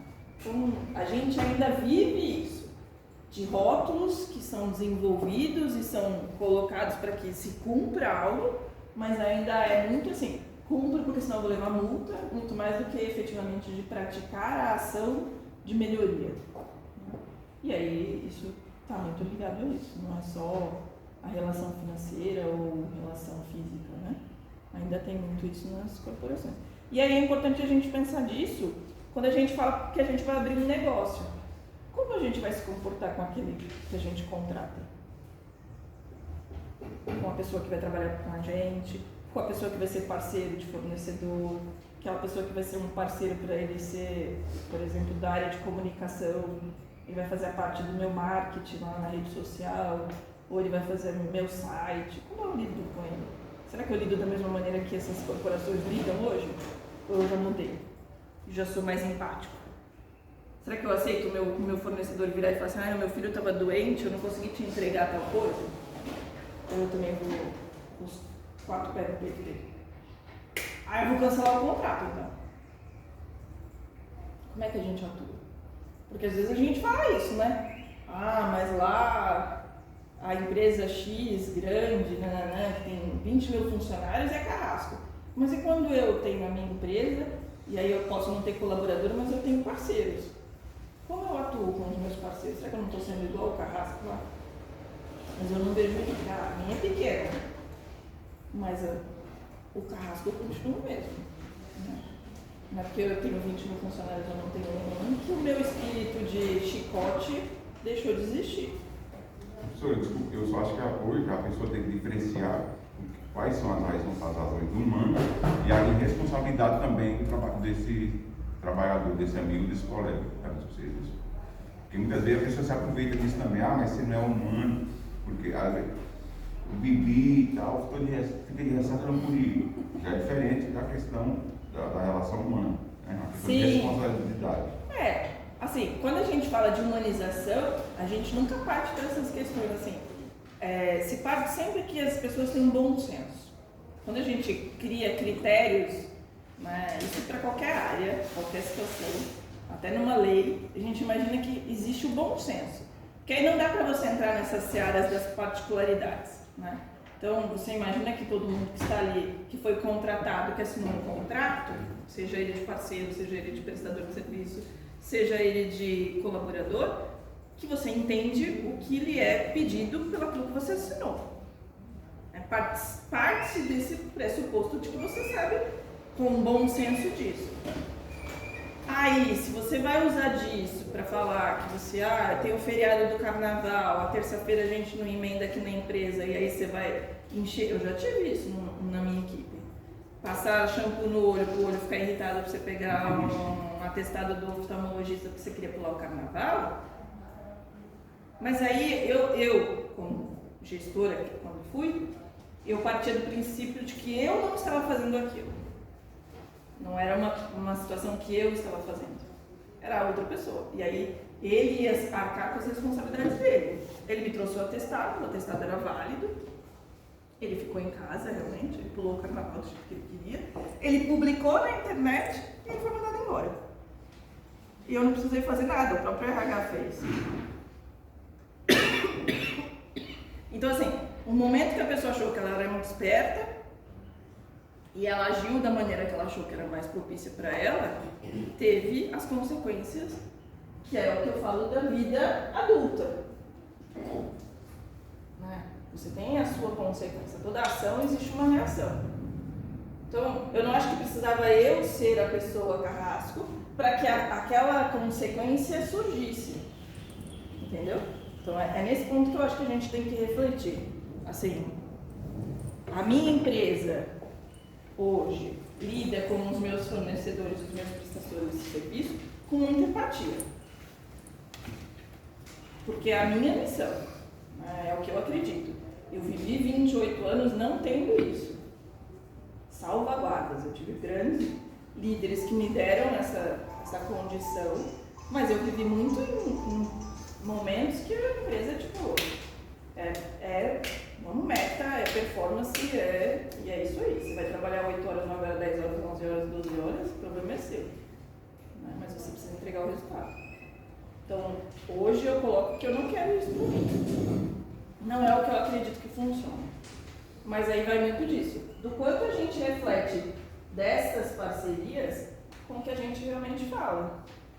Porque às vezes a gente aponta o dedo para o outro e esquece de que a gente também pode estar fazendo aquilo.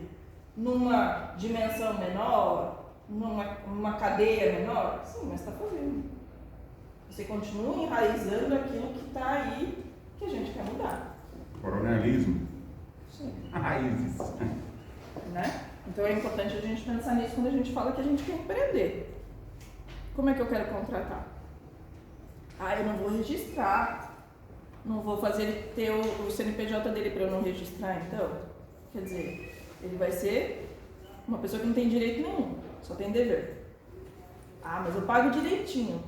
Mas eu estou sendo coerente com aquilo que eu falo? Eu falava, né, que fulano, nossa, viu, ó, aquela construtora contrata todo mundo lá terceiro, se o coitado se machucar. A gente fala lá de catar. Mas eu falo assim, quando você tem a sua carteira registrada, você tem alguns direitos legais estabelecidos. Então, te dá uma certa segurança. Não te dá segurança de serviço eterno, não. Mas isso depende de cada um. Mas te dá alguma segurança. Se você acidenta num ônibus, por exemplo, você tem as suas garantias. Se você não tem registro nenhum, seja pessoa física ou pessoa jurídica, você não tem nada. E aí, se você cai na empresa ou fora da empresa, você está lascado. Então, assim, o quanto a gente também precisa ser consciente disso? O quanto a gente, como empreendedor, também precisa mudar isso? Mas a minha empresa não comporta. Não, o que às vezes eu escuto, né? A gente tem uma consultoria contábil empresarial. Então é o que eu escuto. A minha empresa é muito pequena, eu não consigo registrar ele, tem muito encargo. Então, mas faça ele abrir uma MEI. Faça ele ter os direitos dele do INSS. Se ele pagar lá o DAS dele, e se ele tiver uma doença, ele consegue ter o seguro do INSS. E aí você também está fazendo a sua parte consciente tributária. Então, são as responsabilidades que a gente tem que ter quando a gente fala que a gente quer mudar de lado. Eu quero mudar de lado, eu quero deixar de ser um CLT para ser um empreendedor, para ser um empregador de alguém. Ou mesmo que eu não tenha ninguém para empregar ainda. Mas eu tô do outro lado da roda. E aí, qual é a minha consciência disso? Será que eu criei essa consciência de que eu estou do outro lado da roda? Ou eu penso como um funcionário de alguém, sendo que eu não sou funcionário de ninguém, eu sou de mim mesmo? Então, apesar da gente estar falando de setênio, esse setênio é para trazer esse tipo de consciência. O quanto eu estou reverenciando aquilo que eu digo? O quanto eu realmente estou vivendo aquilo que eu digo? Porque é muito fácil falar que a empresa X não pagava ninguém direito e eu começo a fazer a mesma coisa. Mas aí eu dou a desculpa de que porque eu não tenho capital para investir nisso. Sim, mas você tem uma consciência que o governo te dá de fazer isso de uma outra maneira, como dá para ele também. Eu contrato as pessoas para ser prestadores de serviços meus. Eles não são meus funcionários, não são. Eles são prestadores de serviços, mas moralmente, a sua consciência fiscal está de acordo com aquilo que você fala, a da pessoa está de acordo com o que ela está te entregando. Então a gente está fazendo uma economia real, uma economia colaborativa. A gente tem estudos, eu já venho estudando há algum tempo sobre isso, economia colaborativa. A gente aqui nem fala disso ainda. Porque é isso. Porque agora a história de que acha que a palavra empreendedor por si só já basta. E não é.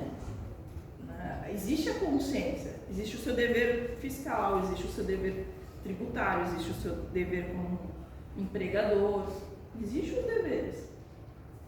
E aí as pessoas acham que não, mas quando eu estiver em tal patamar, quando eu estiver faturando tal coisa, mas não é assim.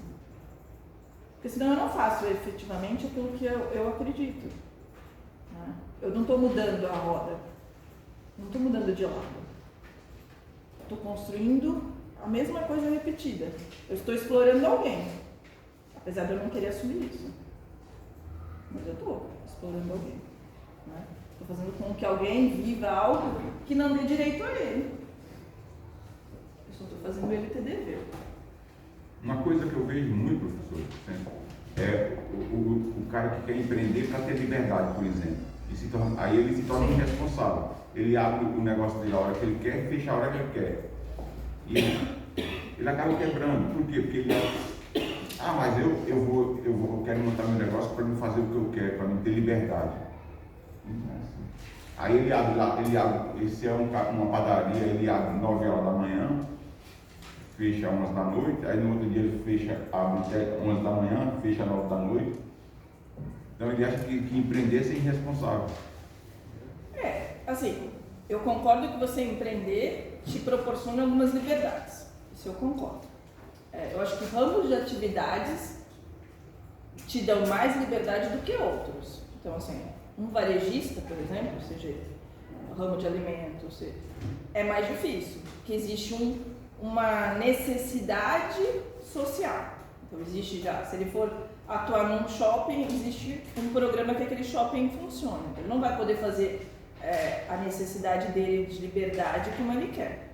Se ele estiver numa rua, por exemplo, vai depender muito de quanto os horários daqueles comércios que estão ao lado dele. Então, algumas áreas de atuação não dá para ter tanta liberdade assim. Mas eu concordo que você ter a sua gestão de negócio te proporciona algumas liberdades, sim.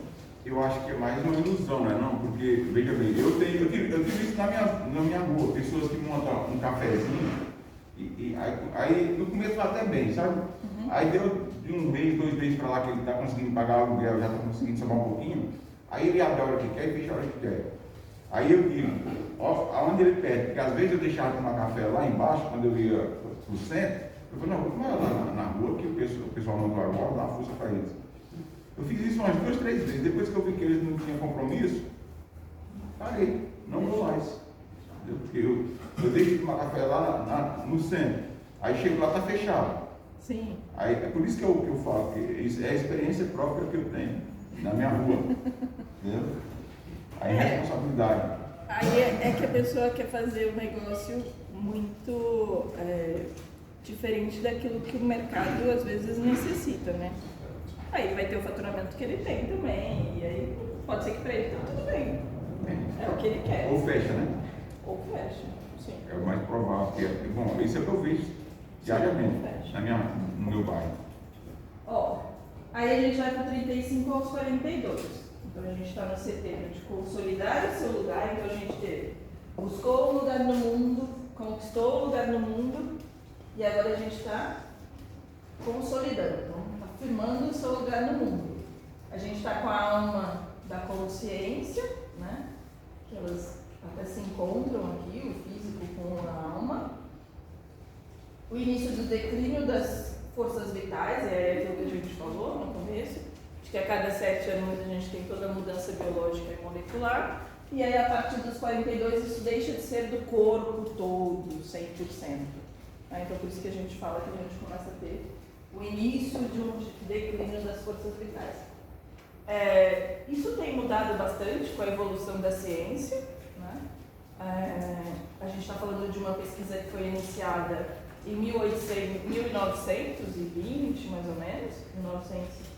Início do século XX, para agora, a gente tinha uma vivência de mortalidade, né, onde as pessoas viviam na natalidade delas até os 60, 63 anos, e hoje a gente tem aí essa faixa etária vivendo muito mais. Então a gente está aí 70 e pouco, 80 anos, né?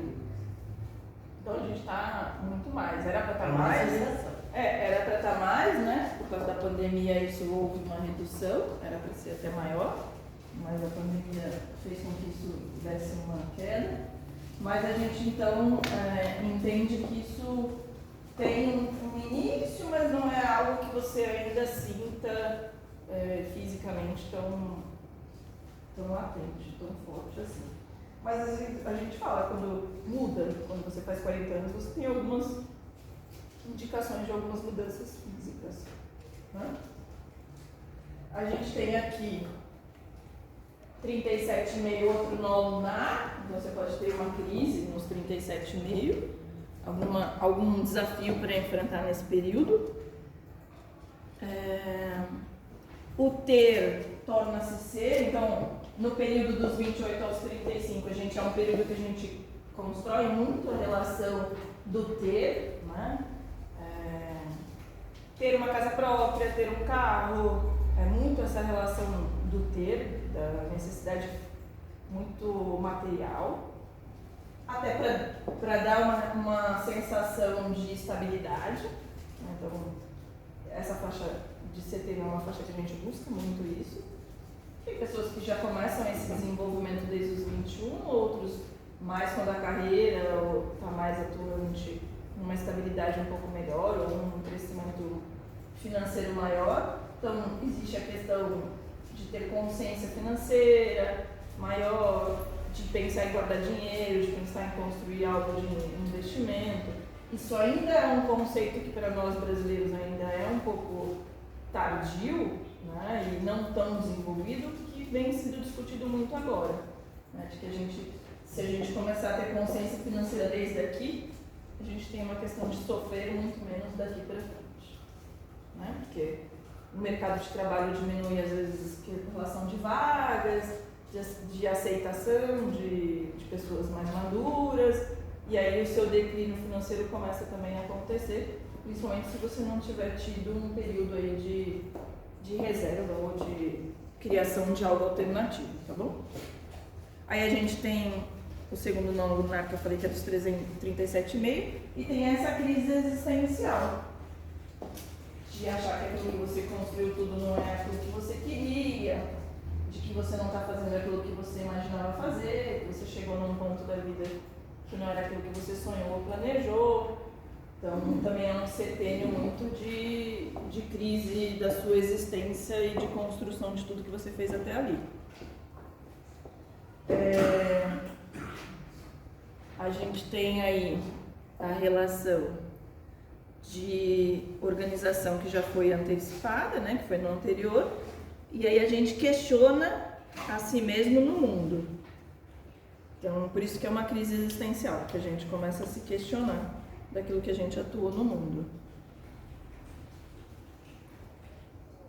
Eu tive muito dessa crise existencial de não saber se tudo que eu tinha construído no corporativo era aquilo que eu queria ter vivido. Então, para mim foi uma crise bem forte de existência aí, tá? Dos 42 aos 49 a gente tem a alma imaginária, essa reflexão, né, essa percepção. Ela antes era consciente, agora ela começa a ficar imaginária. A crise da autenticidade, de ser autêntico, de entender que é autêntico, né? De se reconhecer autêntico e não de achar que é uma farsa, o que eu falo não é aquilo que eu faço. Uma nova visão, então pode surgir para algumas pessoas esse período de uma nova visão, e é aquilo que a gente falou no começo, de identificação de novo propósito, de achar que agora eu vou encontrar o meu propósito de vida. Normalmente acontece nessa faixa de setembro para frente. Revisão de valores e desprendimento das forças metabólicas. A gente tende a aceitar mais algumas coisas do que tendia antes. A gente começa a ser um pouco mais leve com algumas coisas, né? Nesse período de setembro. A gente tem... Isso é muito relativo, É o que ele coloca como uma maneira mais geral, assim, né? Desse desprendimento de você aceitar mais um pouco as coisas, de não... Tem coisas que você entende que não depende de você, de que você tem controle daquilo que você achava que você tinha, que você não tem, você começa a ter um desprendimento desse sofrer, né?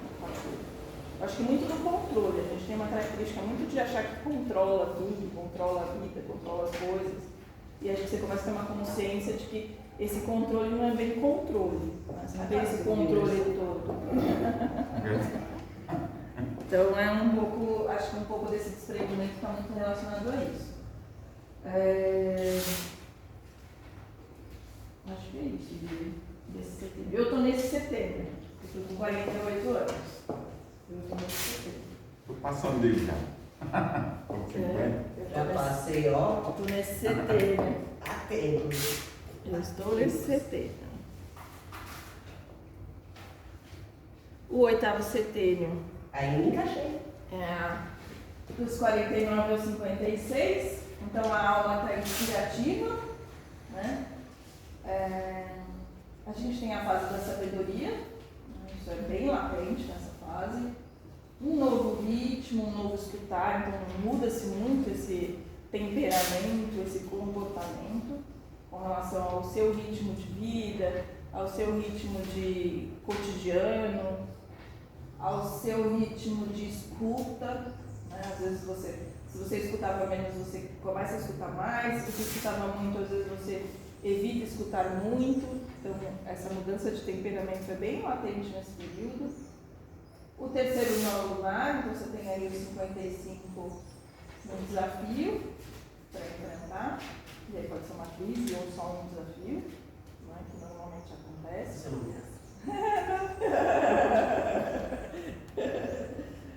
E o desprendimento das forças vitais e do sistema rítmico. Porque o corpo começa a te dar esses sinais, né? Aí é um desprendimento para você não sofrer mesmo, ou buscar alternativas, por exemplo, de uma atividade física, ou se você às vezes está ficando um pouco mais triste, mas assim, angustiado, buscar uma terapia, alguma coisa que te faça uma alternativa desse desprendimento ser só um desprendimento, não ser uma dor, né? Seja física ou seja emocional. E aí no mundo, assim, a metáfora que a gente traz, o arquétipo é fazer o necessário. Você já não quer mais fazer além daquilo que você sempre fez, ou fazer porque as pessoas vão dizer X ou PTO de você. Você faz aquilo que você acha que é o necessário para você ser feliz e para você viver bem. Você deixa de se preocupar bastante com os outros, né? Com o olhar do outro, com a crítica do outro. Você acho que vive mais concentrado com você. Para mim, isso tem marcado bastante no meu CT que eu estou agora. Já sinto bastante isso, assim. De não me preocupar com os julgamentos, assim. Julgamentos não os morais, porque eu acho que isso é uma coisa bem utópica nesse país, mas nos julgamentos das pessoas, se você mudar de carreira, se você parar de trabalhar no corporativo, era muito isso que me afetava bastante. Então, eu antecipei um pouco isso. O nono CT é de 56 ao 63, e aí a gente está com a alma intuitiva, que já vive, eu acho que aqui vai ser igual a tal do 18 Portal do Céu, acho que eu vou estar mais ou menos nessa assim, nossa, agora ninguém me segura, faço o que eu quiser. Porque mais livre que isso, só Jesus, né? Então a gente está com a alma intuitiva, o desprendimento dos órgãos dos sentidos, né? Diminuição da memória, introspecção e delegar. E aí aqui é um grande, como você disse, ser uma ameaça, eu vou dizer que é uma pegadinha que a gente tem de quando a gente não tem essa consciência. É de que se a gente vai deixar o físico subir, né, descer demais, e o emocional, né, e o mental subir ou descer demais. Essas duas posições podem variar dependendo da pessoa. Então, tem gente que quando passa, por exemplo, dessa faixa etária, entra em depressão, fica muito sedentário, ou tem uma patologia que priva ele de movimentos. Então, é um período bem importante da gente ter consciência antes de viver até. E se estiver vivendo, tentar recuperar algumas coisas. Assim, a minha mãe com 60 teve uma crise forte de 60 anos. Porque ela achava que ela ia aposentar e não conseguiu. Então ela se frustrou demais com isso. Foi assim um baque para ela. Né? Ainda está novinha. Mas ela queria ter o conforto da aposentadoria. Pode ser pouco, ela criou uma expectativa que não foi realizada. Então, para ela foi 60 anos foi uma crise que ela teve. Então, é muito assim, é uma linha bem tênue de você manter o seu físico o mais equilíbrio possível, e aí essa relação de trabalhar a memória, para você não ter fisiologicamente essa perda não ser tão alta, então fazer exercícios, não só físicos, mas também mentais, né? Criar várias alternativas aí que a ciência traz e os médicos, né, na parte da geriatria traz e planta isso forte. E o mental também, que é você conviver com outras pessoas, não ficar isolado dentro de casa de uma maneira muito inclusiva, né, exclusiva. Você não frequenta algumas coisas. A gente teve o período da pandemia, trouxe isso muito forte para os idosos, né? essa geração, não só essa, mas essa sofreu muito, porque muitos às vezes moravam sozinhos e tiveram que ficar muito tempo sozinhos, sem poder ter convívio. Então muita gente que fazia atividade com grupos da terceira idade teve que ficar sem ir, e isso fez muita falta para quem às vezes estava viúva, teve um choque emocional muito forte para lidar nesse período dos 2 anos. Então, essa consciência, para mim, eu acho que é um dos períodos que mais é importante da gente ter. De fazer com que as construções, para quem tem ainda a possibilidade de estar nos CTs, bem aqui na frente, ter essa consciência do todo, dá para fazer esse período ser muito mais proveitoso. Mas para quem já está vivendo esse CT ou um pouco mais para frente, a consciência de entender isso hoje faz com que recupere algumas coisas. Né? De você, às vezes você não está fazendo nenhuma atividade física, refletir sobre isso, né? Ah, não gosto de fazer, mas o quanto isso pode me fazer ter uma vida melhor nos próximos anos, né? Você pode me elucidar um pouquinho melhor desprendimento dos órgãos dos sentidos? Ele traz isso na relação cardíaca. Ah, tá. É muito incomum a gente ter infarto nessa idade. É muito incomum, porque você já está com uma carga física do seu coração muito amadurecida e estabelecida. Então, fisicamente, ele é bem difícil de ter um infarto, como é mais fácil de você ter, principalmente nos seus 45 anos, assim, até os 50 e pouco. E você tem uma relação dos sentidos, de que você já tem uma maturidade tão grande que o seu sentir deixa de ser tão dramático. Sabe assim, aquela coisa assim do... Isso varia muito, tem gente que é dramático até morrer. De uma maneira geral, né, aí a gente volta para a relação do bom senso, que é aquela pessoa que consegue relevar mais. Você tem um desprendimento que você pondera mais, releva mais, critica menos, sabe assim? Você já está numa maturidade dos seus sentidos, entende mais, é mais empático. Ou pelo menos evitando. Sim. Então, em síntese, você nos deu 9 perfis de clientes. Sim. Para que a gente possa montar o nosso trabalho em cima, aí a gente pega cada perfil e monta um trabalho em cima desses perfis. Sim, você consegue saber um pouco mais, né, de cada geração, de cada CT que pode me E aí trazer você como pode cliente. montar focado naquilo que você... Pode ser um produto. Do seu cliente. Sim, pode Do ser seu um produto do seu cliente. Pode ser um Direciona, serviço, pode ser às vezes a comunicação só. Às vezes você pode ter um produto ou um serviço que é universal, serve para qualquer idade, não sei. E aí você tem como se comunicar diferente com cada uma dessas gerações, né? Com cada um desses CT. Você pode fazer comunicações específicas para alcançar aqueles CTs. Então não necessariamente o seu produto vai ser direcionado para aquele CT, mas a sua comunicação sim. Uma campanha, às vezes. Sim. Né? Sim. Mas a comunicação, sim. Você pode atingir um público específico, você pode direcionar, sim. você pode ser mais assertivo, né? Sim. E tem um retorno também mais assertivo. Sim. Até se você fizer, por exemplo, uma Black Friday, você tem um produto que é genérico. Uma criança não vai atender o Black Friday, então não adianta você ficar falando para ela. Você vai ter que falar Fazer para desenho alguém. e tudo mais. Sim, você vai ter que falar para alguém que vai subsidiar aquela. E nem você tá por querendo dois vender.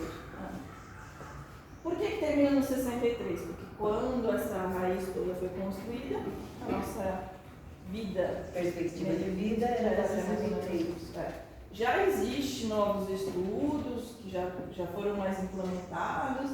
Tem uma senhora alemã que até mora aqui no Brasil que cuida, faleceu agora, enfim, acho que foi em agosto, não de agosto, se não me engano, em 90 e poucos anos. Ela era a maior discípula do Rudolf Steiner. Ela já fez livros novos, focados só no 63 à frente. Eu até comprei o livro, mas não li ainda. Onde ela desenvolveu com base em, acho que 4.000 pessoas que ela acompanhou nessa faixa etária para desenvolver essa parte. Então, acredito que bem breve, assim, acho que mais cada ano que vem a gente já tem atualizações sobre isso. Que aí traz mais como é que estão se comportando os próximos setembro. Né? O que traz de base para a gente se conhecer mais. Mas não muda de uma maneira muito geral disso aqui, assim. Mas hoje, com a questão da área médica mais desenvolvida, tudo, a gente tem melhoras maiores. Você vai fornecer esse material pra gente? Esse sim, eu mando. Eu já gravei aqui na área de trabalho. Que é bom pra gente fazer um cronograma, entendeu? E eu tenho uns impressos aí depois, a Aline pode usar. Qual que é o seu CT? Você não falou nada. Oi? Qual que é o seu CT? Terceiro. Ela fala demais. Deixa essa menina quieta, tá bom? Você tem todos os CTs ainda, né? Dá pra enfrentar. Né, Manu? Fala. E do Manu? Qual que é o seu, Manu? Quinto. O Manu tá no mesmo que o meu, né? É o quinto, o meu sétimo. Ah, não, o Manu não. O seu é o sexto, não, Kim? O meu sexto. Sexto? Ah, eu tô no sexto. Hein? Eu tô no sétimo. Eu tô novinha aqui, tá louco. Vai embora. Não podia voltar, Ah, eu tô no pedaço. sétimo. É verdade, tô no sétimo, tô Tá no mudando. sétimo. Comecei no quinto e já tô no sétimo. Então é isso. Alguma dúvida? A senhora tá em qual? Sexto. Já mais nova que eu. Eu tô no Tem que sétimo. sair no estudo do próximo logo pra não se interessar. Não é? Eu tô no Mas quando eu sétimo, tiver tô já no algumas sétimo coisas, por eu idade, mando. Mas por preferência, eu tô no sexto. Eu tô no quinto. Eu mando pra vocês esses estudos novos que tiver. Eu acho que sim. Não, mas qualquer coisa por aí. Eu mando pra vocês. Obrigado, Patrícia.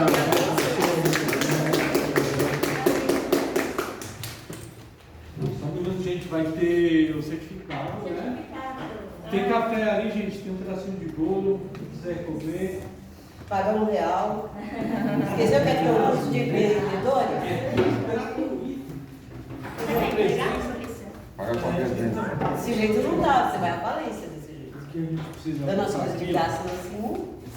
É isso aí, o senhor tem que passar todo o Mas é muito assim, eu acho que é importante conseguir pensar nele para comunicar, eu acho legal.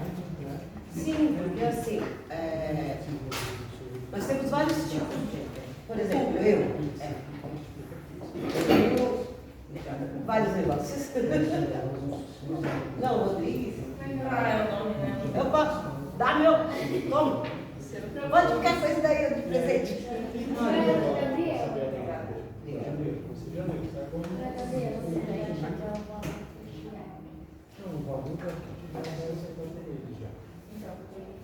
Acontece que tem vários tipos de.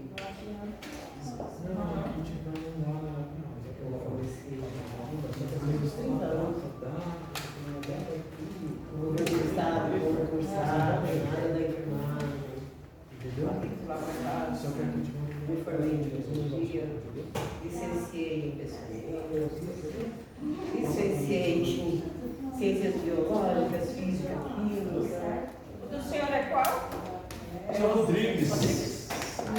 Obrigada, Deus. Parabéns, viu, professor? Obrigada. Espero que o senhor tenha gostado. Precisaria mais tempo de conversar com você, eu não aprender mais. Mas a gente vai marcar, depois antes de marcar outro, Eu, mandei o meu uma primeiro nó começou com 19 a 20 anos. Eu não quis atrapalhar você, porque é muito extenso, uma história. mas pode falar. Eu era militar e eu fui acusado de comunista. Eu não sabia nem o que significava essa palavra. Aí eu fui preso, aí foi o primeiro nó. Oscila um pouco nos prazos, mas sempre acontece. Eu fiquei 15 dias preso. Nossa. Eu era menino, eu era da roça, não tinha nem ideia do que significava comunismo. Agora, por que eu fui preso? Eu estava fazendo um curso para cá. Aí veio, o instrutor colocou no quadro da redação, tema livre. Aí eu, menino, 19 anos, garoto da roça, só tinha o primário, essa redação. O que veio na minha cabeça? Igualdade entre homens e mulheres. Eu fiz uma redação, era 16 membros, podia passar a 16, com uma série de quesitos, redação de criança. E eu falei que a mulher deveria, por força de lei, não tinha nem ideia do que eu estava falando, fazer o mesmo que eu estava fazendo, seja o Exército, a Marinha, a Aeronáutica, as forças auxiliares, e fui na redação, fiquei feliz da vida, né? Aí quando foi na hora, 3 dias depois, o resultado da redação, a gente batalhou no fórum, eu estava no fórum lá, meu número era 555 no fórum. Aí tem um documento lá no papel que se lê, chama quarta parte, Justiça e Disciplina. Quando eu estou na quarta parte, Justiça e Disciplina, aí a leitura veio.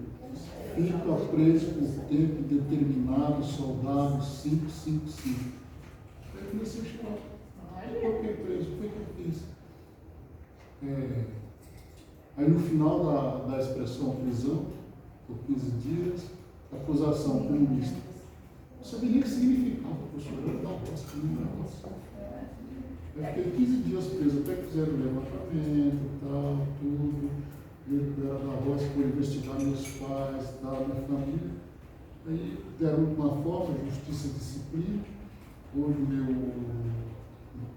meu histórico no Exército é nota 10, limpinho, se desculparam, mas eu tenho trauma até hoje. Inclusive na hora que me colocaram no xadrez, veio 2 soldados e um sargento, com um fuzil aqui, ao seu lado, me colocaram entre um e outro, me levaram para o corpo da guarda, me colocou no xadrez e o sargento puxou a porta e bateu. Pá! Aquela pancada tem até hoje na minha cabeça. Imagina. Então foi o primeiro nome. E aí veio os outros aí, é complicado, viu? Eu não quis tomar o teu tempo. Não, imagina. Mas a gente acha que não